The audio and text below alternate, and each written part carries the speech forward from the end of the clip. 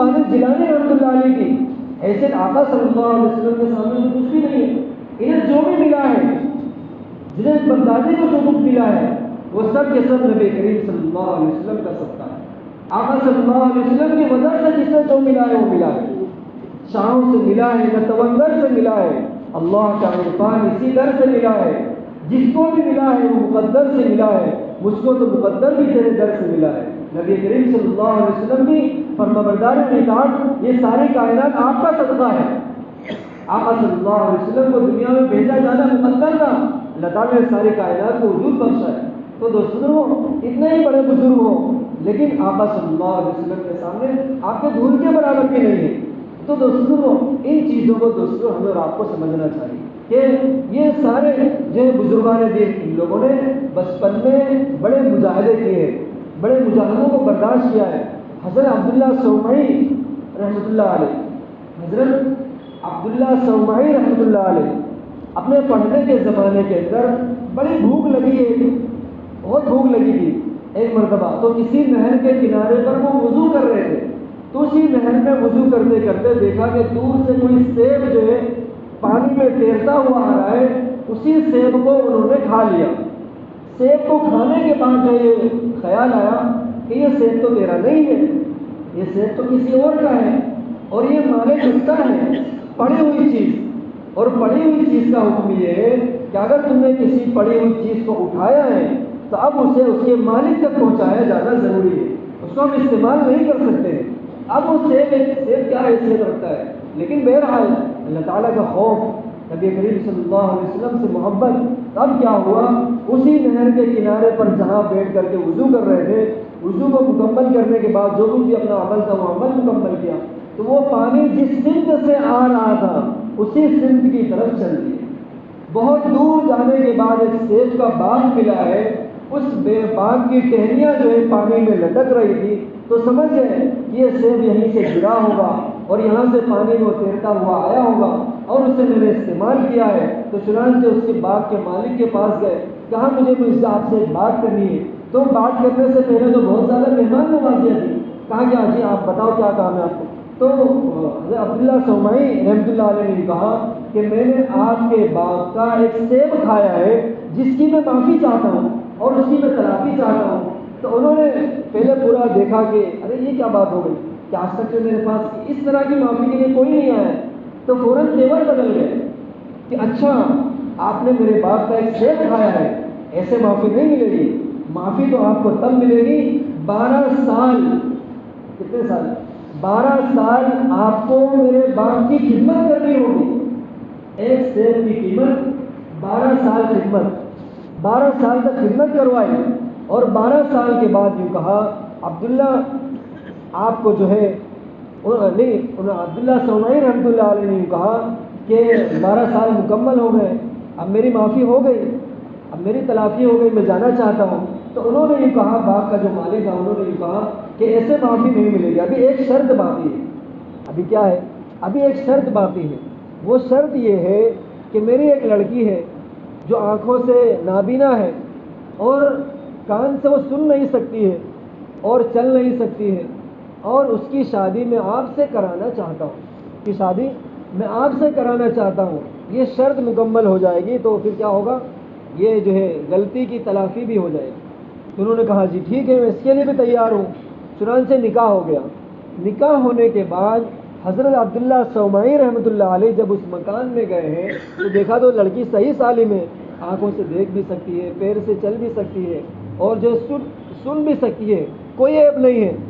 تو گھر میں سے دوڑتے ہوئے باہر نکلے اور اس باغ کے مالی سے یوں کہا ایک سیب کی میں قیمت چکا رہا ہوں، اب میں دوسری غلطی کی قیمت چکانا نہیں چاہتا. ایک سیب کی قیمت چکا رہا ہوں اور دوسری غلطی کی قیمت چکانا نہیں چاہتا ہوں. تو انہوں نے کہا کیا بات ہو گئی؟ کہ وہ تو لڑکی صحیح سالم ہے، دیکھ بھی سکتی ہے، سن بھی سکتی ہے اور سارے اعضاء اس کے صحیح ہیں. تو انہوں نے کہا کہ یہ بہری اس وجہ سے ہے کہ ناجائز باتیں اس کے کان میں نہیں جاتی ہے، اور نابینا اس وجہ سے کہ اللہ تعالیٰ کی نافرمانی والی چیزوں کو دیکھتی نہیں ہے، اور یہ اپاہج اس وجہ سے ہے کہ ناجائز کاموں کی طرف، گناہوں کی طرف اس کے قدم اٹھتے نہیں ہیں.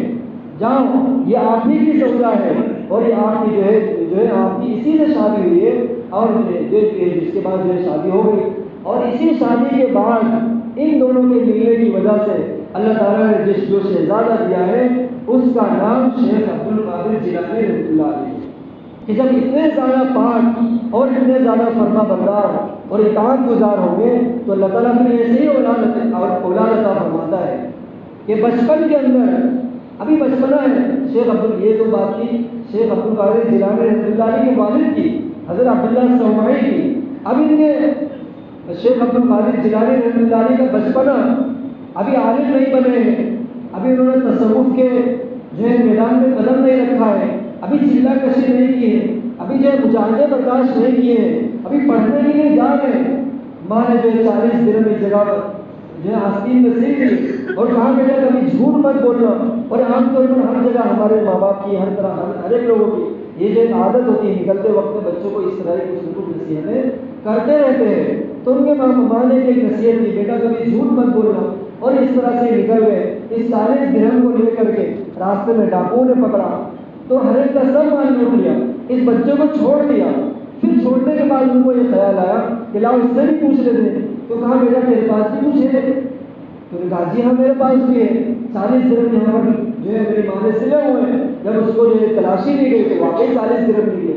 تو وہ ڈاکو لوگ جو تھے وہ حیرت میں پڑ گئے. ارے ڈاکوؤں کو ہی مال بتایا جاتا ہے, ڈاکوؤں سے تو مال کو چھپایا جاتا ہے, آپ نے تو سارا مال بتا دیا. تو وہ لوگ اپنے آقا کے پاس لے گئے کہ یہ بچہ ہمیں کچھ انوکھا لگ رہا ہے کہ ہم نے اس کو چھوڑ دیا تھا, لیکن ہمیں یہ خیال آیا کہ اس سے ہی پوچھ لیا جائے. تو چنانچہ جب پوچھا تو کہا 40 درہم ہے اور سارا سب بتا دیا اس نے. تو انہوں نے کہا ایسا آپ نے کیوں کیا؟ اس کا جو آقا تھا ان ڈاکوؤں کا, ان لوگوں اس نے پوچھا کہ آپ نے ایسا کیوں کیا؟ کہا کہ میری ماں کی یہ نصیحت ہے کہ بیٹا کبھی جھوٹ مت بولنا, اور میں اپنی ماں کی اس نصیحت کے اوپر کھڑا ہوا. تو ان لوگوں کو جو ہے دوستوں اس بات کے کہنے پر ان ڈاکوؤں کے دلوں پہ لرزہ طاری ہو گیا کہ ہم لوگ رب ذوالجلال سے کیے ہوئے وعدوں کو برسوں سے توڑ رہے ہیں. یہ بچہ اپنی ماں کی نصیحت کو یاد رکھ کر کے آج اس نصیحت کے اوپر کھڑا ہے. ہم لوگ رب ذوالجلال کے وعدے کو برسوں سے توڑ رہے ہیں اور ہمیں ذرا برابر بھی اس کی جو ہے پرواہ نہیں ہے.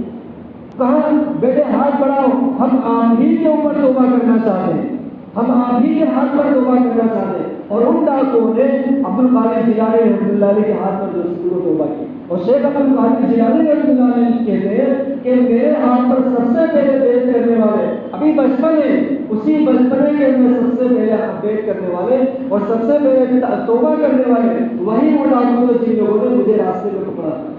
تو ایسا نہیں ہے بلکہ بچپن سے اور اس طریقے سے ماں باپ کی دعائیں ہوتی ہیں, اور ماں باپ کی دعاؤں کے ساتھ دوستوں جب انسان آگے بڑھتا ہے اور بچے اس بات کو خیال رکھتے ہیں اپنے ماں باپ کی نصیحتوں کا, تو پھر کیا ہوتا ہے وہ آہستہ آہستہ ماں باپ کی فرما برداری کرتے کرتے اللہ اور اس کے رسول صلی اللہ علیہ وسلم کی فرما برداری اور اطاعت کے اندر آ جاتا ہے. تو یہ بات ہے کہ شیخ عبد القادر جیلانی رحمۃ اللہ علیہ بڑے عالم ہو گئے, ایک بڑا رتبہ مل گیا. تو کیا ہوتا تھا کہ جنگلوں میں جا کر کے درختوں کے نیچے تنہائی میں عبادت کیا کرتے تھے. ایک مرتبہ شیطان نے بہکانے کی کوشش کی. کیا بہکایا یہ کہ رات کی تنہائیوں میں عبادت میں لگے ہوئے ہیں تو اچانک سے اجالا ہوا, سارا روشن ہو گیا. اب شیطان نے یہ کہا کہ آپ اتنی عبادت کرتے ہیں, اتنا چلا کشی کرتے ہیں, اتنا زیادہ فاقہ کرتے ہیں, ہم نے جو آپ کی ساری عبادتوں کو معاف کر دیا, اب آپ کو کسی طرح کی کوئی عبادت کی ضرورت اب نہیں رہی. شیخ عبد القادر جیلانی رحمۃ اللہ علیہ نعوذ باللہ کہ ایسا نہیں ہو سکتا. یہ تو نبی کریم صلی اللہ علیہ وسلم کی حضرات صحابہ کی ایک تو کسی بھی حال میں کسی کی معاف نہیں ہوئی, تو ضرور شیطان ہے. اب شیطان کیا ہوا, اس کی ابلیس کا جو پردہ فاش ہو گیا, وہ ظاہر ہو گیا. ظاہر ہو کر کے اس نے یہ کہا آپ کو آپ کے علم نے بچا لیا, آپ کو آپ کے علم نے بچا لیا. تو شیخ عبد القادر جیلانی رحمۃ اللہ علیہ کہتے ہیں کہ میرے علم نے نہیں بلکہ رب ذوالجلال کی ذات نے مجھے آج بچایا. پھر وہ اپنی اصلیت پر اور زیادہ کھلا کہ عبد القادر ہمارے پاس 40,000 دعوے سے جس سے ہم نیک لوگوں کو گمراہ کیا کرتے ہیں. 40,000 ایسے دعوے جس سے ہم نیک لوگوں کو گمراہ کیا کرتے ہیں. تو دوستوں یہ چیز ہے کہ یہ نمازیں، لیکن شیخ عبد القادر جیلانی رحمۃ اللہ علیہ کی جہاں یہ ساری باتیں ہیں وہیں بات دوسری روز یہ بھی ہے، اور خیال رکھنے والی بات یہ بہت سارے لوگ ایسے ہیں کہ جو شیخ عبد القادر جیلانی رحمۃ اللہ علیہ کے سلسلے میں قصیدے پڑھتے پڑھتے ان کی قصہ گوئی کرتے کرتے اتنا زیادہ آگے بڑھ جاتے ہیں، اتنا زیادہ آگے بڑھ جاتے ہیں کہ نعوذ باللہ اللہ اور اس کے رسول صلی اللہ علیہ وسلم کے درجے سے آگے بڑھا دیتے ہیں۔ کیا ہوتا ہے کہ ایک طرف سلام پھیرتے تھے سارے کے سارے عالم بن جاتے تھے، دوسری طرف سلام پھیرتے تھے سارے کے سارے حافظ بن جاتے تھے، نعوذ باللہ۔ کیا نبی کریم صلی اللہ علیہ وسلم کی نظر سے بڑی بھی کسی کی نظر ہے؟ ایسا نہیں ہے۔ آقا صلی اللہ علیہ وسلم کی نظر سے بڑھ کر کسی کی نظر نہیں ہے۔ آقا صلی اللہ علیہ وسلم کے سامنے بہت بڑے بزرگ ہیں لیکن وہ ہے کوئی حیثیت نہیں رکھتے ہیں، آپ کے دھول کے برابر بھی نہیں ہے۔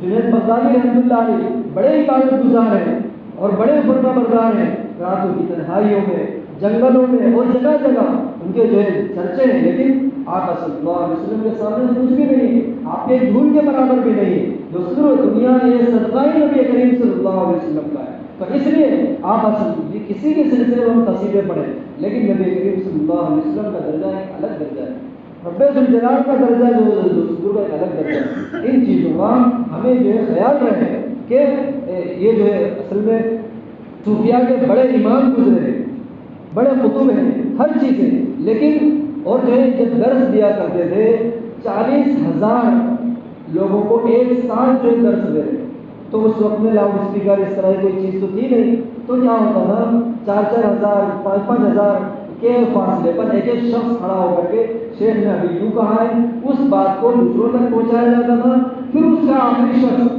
وہاں سے کھڑے ہو کر کے دوسرے مجلسوں کو اس طرح کو ساری بات سنایا کرتا تھا، پھر وہ مجلے کی آواز جہاں تک جاتی تھی وہاں سے ایک شخص کھڑا ہو کر کے اگلے مجلے تک ان ساری آواز کو پہنچایا کرتا تھا۔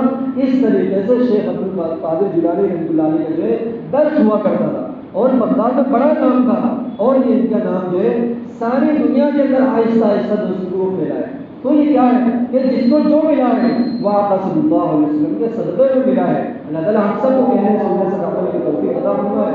وآخر دعوانا الحمد للہ رب العالمین۔